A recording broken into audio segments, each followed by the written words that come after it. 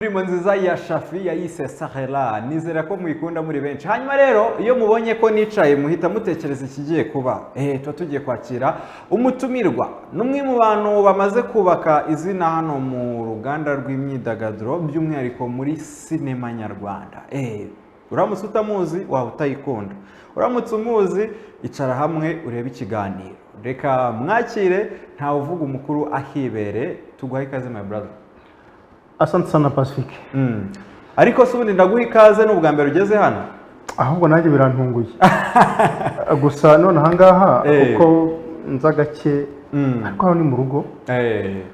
Ariko utandi muzampikaza ahubwo nanjye muzareke ntange ikaze. Cyane ubundi uzaze wicare nituba dufite n'abandi batumirwa ubabwira uti tubahaye ikaze ahubwo.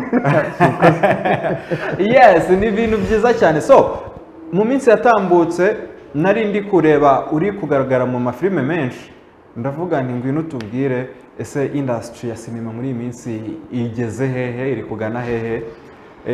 Wavuye hano hari ibyo utubwira urimo by'ama project, ese byagenze gute? Niyo mpamvu rero mbaje kukubwira uyu munsi ufite kutubwira byinshi. Asante sana Pacifique. Ndizera ko wenda abankurikiye abenshi bira nka 80% baranzi. Yego. Wase nongeye nivuge ku mazina?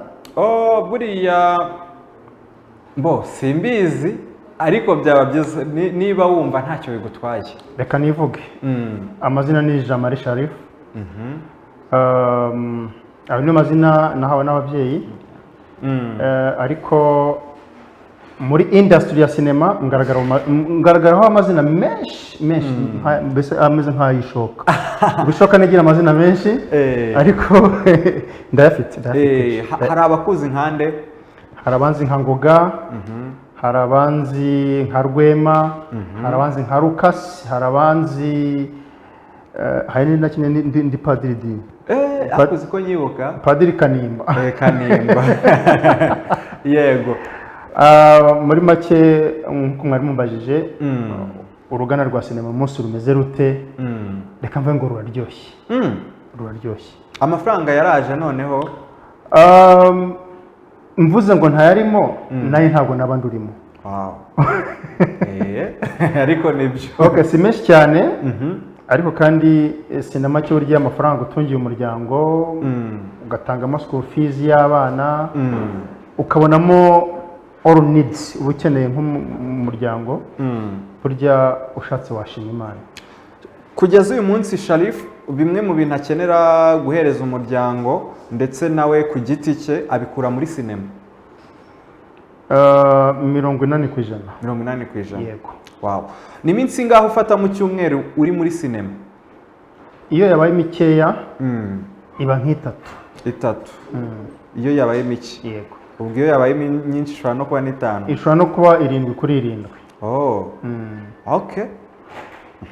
So mu minsi yatambutse rero watubwiye ko hari project wari ugiye gutegura yawe ku giti cyawe. Project warayikoze? Gute? Ndacyari muri process kuko ntabwo ari ibintu byoroshye. Burya kugira ngo ukore filme ntabwo ari ibintu byoroshye. Nshimira cyane ababikora, mbahana ko haje cyane kubera ko habamo kwihangana mu buryo bwose, uburi physique kuko burya turananirwa. Burya iyo ugiye kuri set 2:00 utangiye 2:00 bacanye kamera ukageza na 6 z'ijoro cyangwa ukanazirenza, no kuvuga ngo uba watakaje imbaraga nyinshi cyane. Ikindi ni mu mafaranga. Yego. Kuko burya set imwe iyo ukinisha abona kutaba star. Bano bantu bafite amazina burya urarekura usohora amafaranga menshi cyane ku munsi. So ntabwo ari ibintu bya buri umwe wese kuko bisaba kubitegura. Mvuze ko projet ihenda ntabwo naba mbeshye. Hari abantu badukurikiye bifuza kujya muri industry ariko by'umwihariko nk'abashoramari, uyu muntu ugira ikintu umubwira. Hari abashaka kujyamo nk'abacteri wenda nabo tushobora kuza kubagarukaho, ariko umushoramari wifuza gushora amafaranga muri sinema nkuko yajyana muri company, mu ruganda rw'inzoga, mu kigo cy'amashuri, uwo muntu ugira ubutumwa umuhereza? Wenda mu Rwanda mvuze ko wenda uyu munsi wa none ababirimo ni babandi bihirinze bagatangira kuri zeru bagatangira bakina nabwo bibagoye bakagenda bazamuka buke buke ariko nta muntu ufite amafaranga navuga wari washyiramo amafaranga sinzi niba babitinya ahubwo usanga benshi babaza ngo hano bungukira hehe. Ese ibintu tubwiye nibyo mu Rwanda nta muntu urashyira amafaranga muri sinema?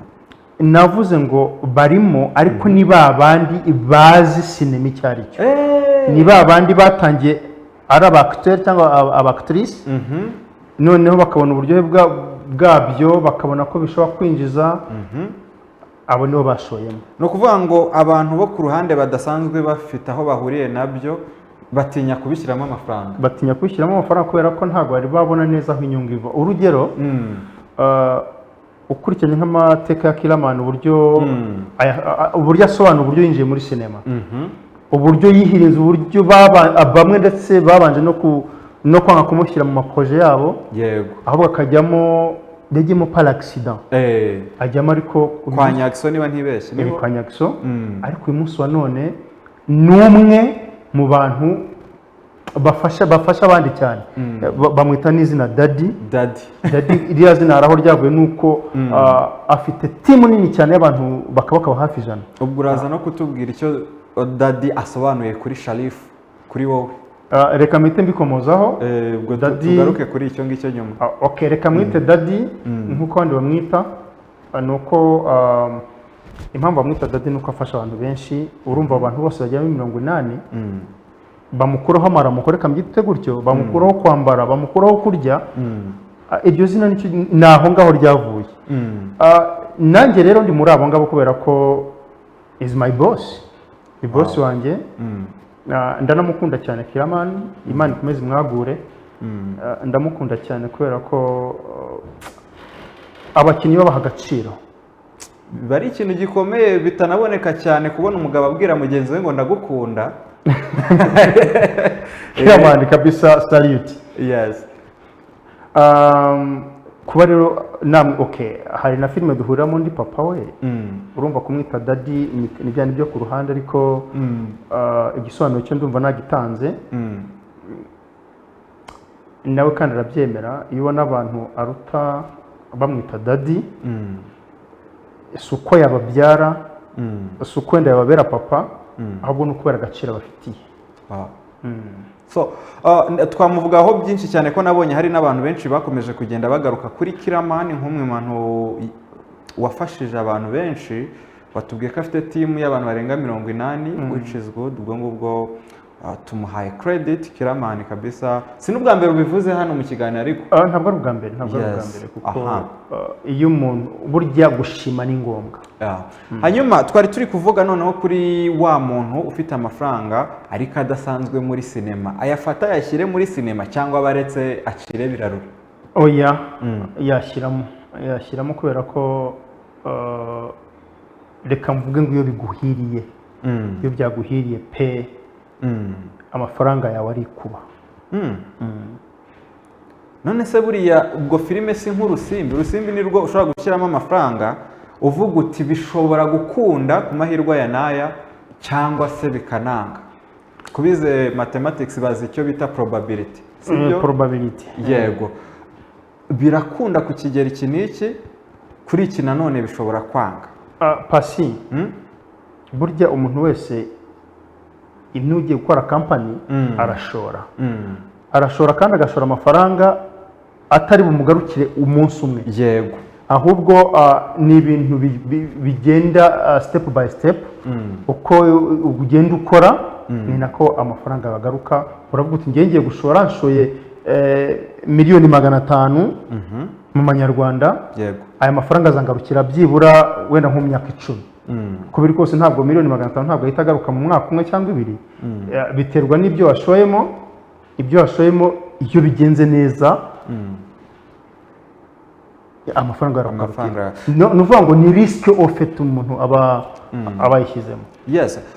Reka nkubaze iki kibazo wenda mbere yuko twinjira muri projet uri gukoreramo muri iyi minsi. Sharifu wagerageje kuvuga ku kintu cy'uko umuntu ugiye muri filime agomba no kwihangana, sibyo?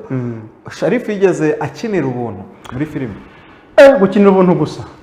Nakiniye ubuntu nditegera hamwe na hamwe nkigaburira hamwe na hamwe tugakontributinga kugira ngo kuri set abakinnyi barye kandi namwe muri abakinnyi natwe turi abakinnyi twikuramo ibyo kurya ariko no kubera ko twari tubikunze. So burya rero iyo umuntu akunda ikintu bigira aho ngaho icya kindi yakunze kikamubyarira inyungu. Urugero ni njyewe. Ni igihe kingana iki wakiniye ubuntu kugira wenda n'abantu badukurikiye babyumva? Hari umuntu uvuga ati njyewe rwose ibintu bya filime ngiye kubivamo, ni gute nyine kanaka yafatishije ariko ngiye nkaba mbona biri kwanga? Tubwire ni igihe kingana iki wakiniye ubuntu? Reka ntangire mvuga ngo ibi bintu bisaba kwihangana. Bisaba kwihangana. Wenda amahirwe yanjye ntabwo ariyo ya Pasi, amahirwe ya Pasi siyo ya Sharifu, ariko ntabwo byafashe igihe kinini cyane, ariko kuri njyewe nabizi byunzwe. Urumva uyu ni umwaka ndi kwinjira mu mwaka wa 5 ndi muri sinema, ariko ntibyabuze nk'umwaka umwe n'igice hafi 2 byamfashe.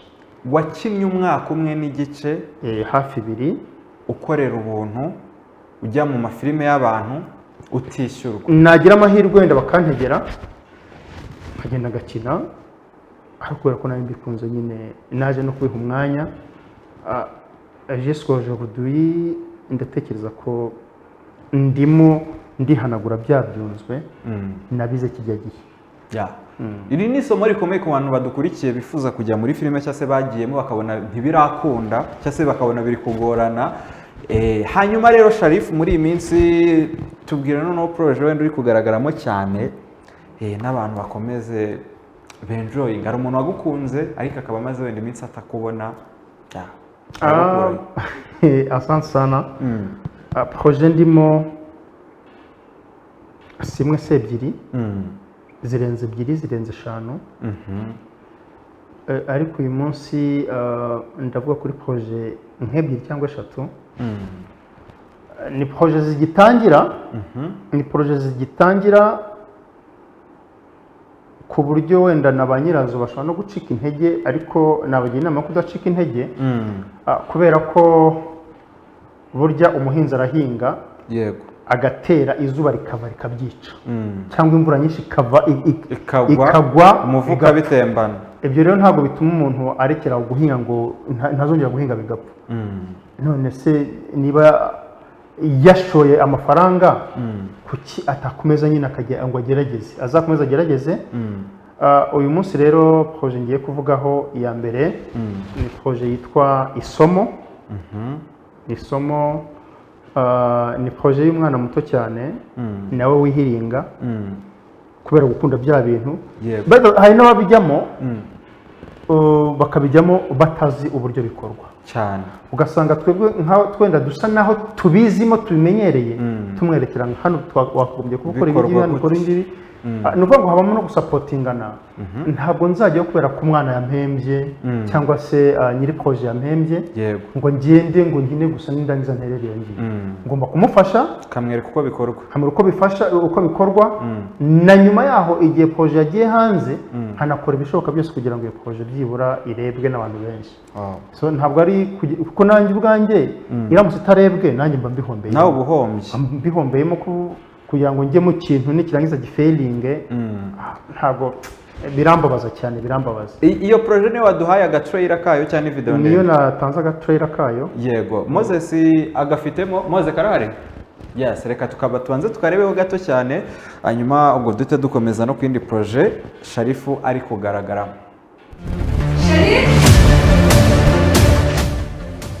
Wowe ndakubwiye ngo nakusigaza kumenya shiketi tumacira, ntabwo wamenya aho uvuye, ntabwo wamenya aho ugiye wacishije. Nataboneka ubwo ngiye natuzari cyo gukora. Nanjye ndashaka kubwira ngo ntabwo uri igitoro hanga. Niba udashobora gutanga intanga zivamo abana ufite ayo mazi yawe ntabwo uzabinziza. Byari gukansubiza. Ntabwo henze ko n'abantu babakiri mubabara gutise. Ubu nibyo urya, ufite ababyeyi babiri mu bana, wiga ahantu heza. Gute urishimira byine kubaho njye nawe turi babiri twishimye tunezerewe turi mu buzima bwiza? turi kuri beach turi kunywa ji tumeze neza hanyuma ngo tumeze neza turi mu kavumo turi muri ghetto twabiriwe twaburaye what the fuck urigatwanga wowe waje kumviriza ngaho wanjije waje kumviriza ngaho wari kumva iki ntacyo ugize gute ndakubaza wumvisha iki abashaka ateye mu pe gateye mu none bigaragara se nyine naho mawuje oya iriya piripiri ni urusenda don't worry nzajya muramubera mushya buri munsi teka amatwi dirwe n'imibyiri n'ibice bifatika wamuha utama I really don't care cause n'ibigiye namuhazi Utakomeje kujya ku ishuri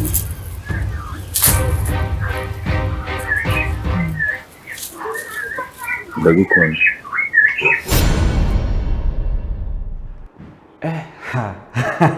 ngo bayita isomo isomo mu magambo make isomo ni filime yerekeranye n'iki inyuguti yayo ipanze gute mu magambo make filime yiswe isomo niyo ni isomo icyo ni icya mbere tugendeye ku izina harimo umugabo witwa Ngoga yego Ngoga ni uyu nguyu uri kuri screen Ngoga yashakanye yigeze gutereta umukobwa kera amutera inda yego amuteye inda kubera kondisiyo bari barimo aza kumwihakana ntiyanamumenya ku buryo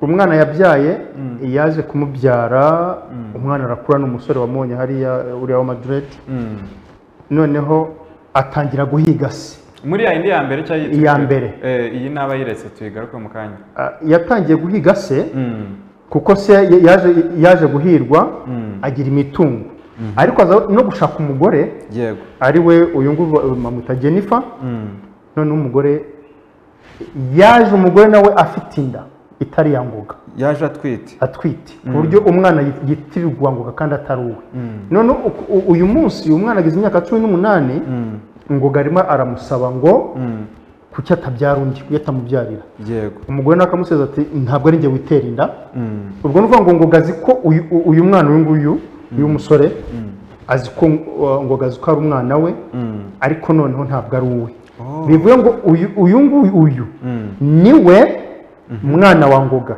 ariko ntamuzi bazaba ni n'inshuti cyane uyu mwana ni inshuti ya se ariko se ntabwo azi ko ari umwana we ariko umwana azi ko ari wese noneho nyina w'uyu mwana rero w'intabwa yavumye Ngoga ngo ibi bintu nkoreye uzarinda upfa uzarinda ujya mu nda y'isi utongeye kubyara ubwo rero struggle aho ngaho Ngoga arimo arabwira umugore we ngo kuki atamubyarira umugore akavuga ati ese we ninjye witera inda noneho hajemo harimo abantu benshi harimo nk'uyu mwana w'umukobwa uriya wakubitwaga ni umwana waje aje gusaba akazi buriya yarize ariko abura akazi yaje gusaba akazi ko mu rugo ariko baramucunaguza noneho azakundana n'uriya mwana witirirwa uwa Ngoga Ngoga nawe rero akaba afite kampani iye ku giti cye arimo aratereta sekereteri we ngo amubyarire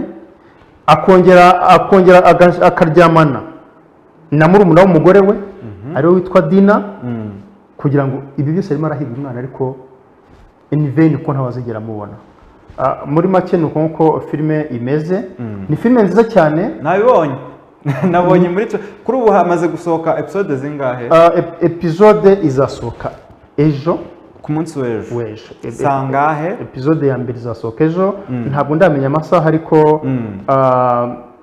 stay tuned on izanyura kuri Peace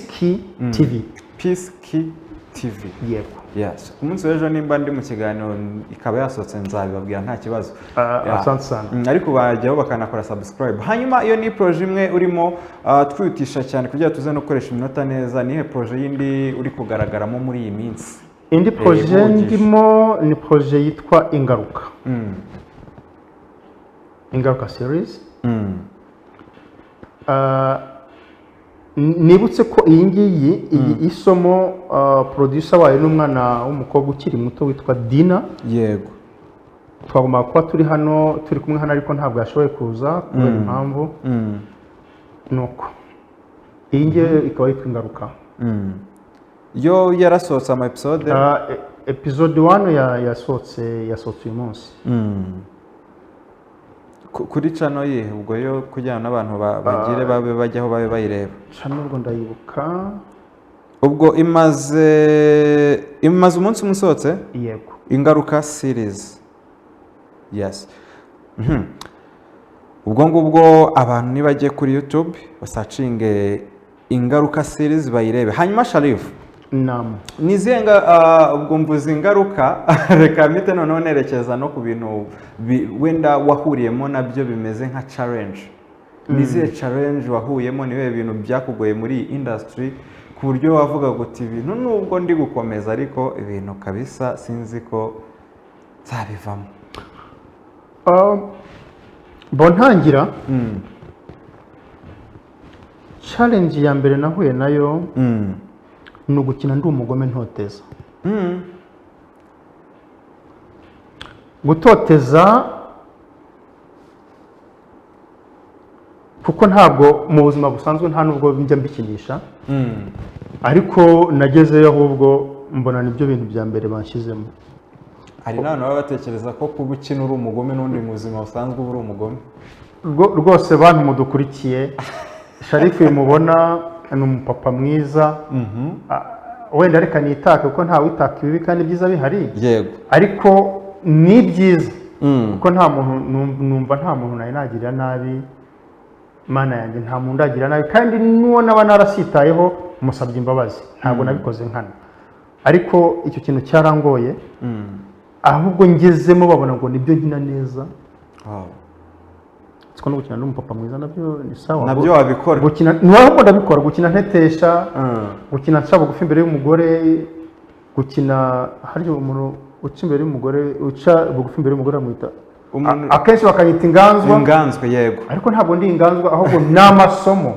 Ni amasomo tuba dutanga kugira ngo hari abo bibaho muri sosiyete nyarwanda. Non seulement muri sosiyete nyarwanda, mais aussi no muri Afurika hose ndetse no ku isi yose. Hari ahantu ibintu nk'ibyo ngibyo biba. So ni amasomo rero. Ni izihe ngaruka zo kuba inganzwa, ni izihe ngaruka zo kuba intare mu rugo. Ibyo byose ni ibintu tubona muri sinema inyarwanda ndetse no mu zindi sinema zo hanze. Nta muntu mwahuriye mu muhanda akavuga ati dore cya kigome?